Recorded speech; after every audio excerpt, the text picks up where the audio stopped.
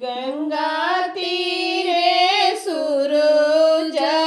मंदिरवा चांदन लागला केवड़ चांदन लागला केवड़ ताही में से बोले छठी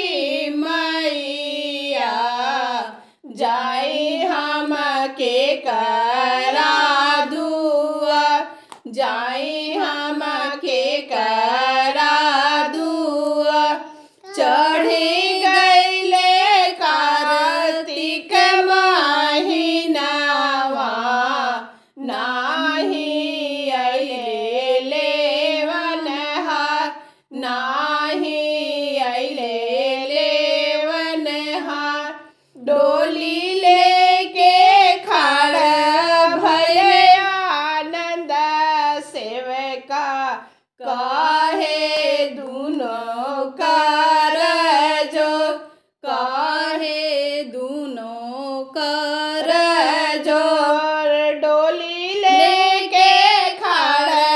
भले आदर्श सेवका काहे दुनो कर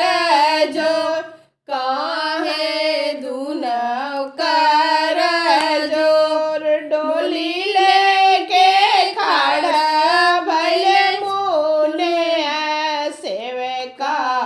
काहे दुनो कर जो काहे दुनो कर जो डोली लेके खड़ा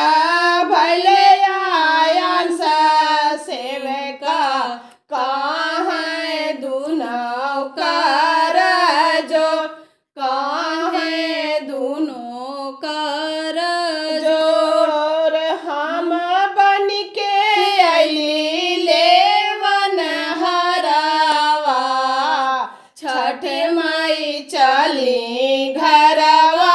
मोर छठी माई चली घरवा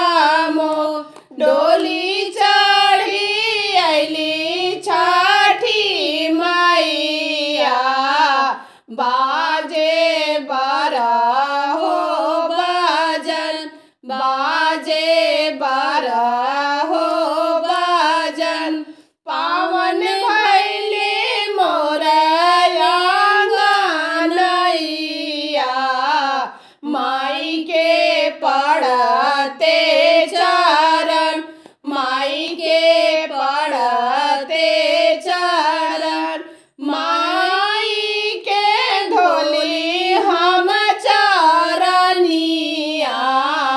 हाथे लिहले गंगा जल हाथे लिहले गंगा जल माई के कैली खूबे सेवा दरिया अपना पिया जी के संग अपना पिया जी के संग माई के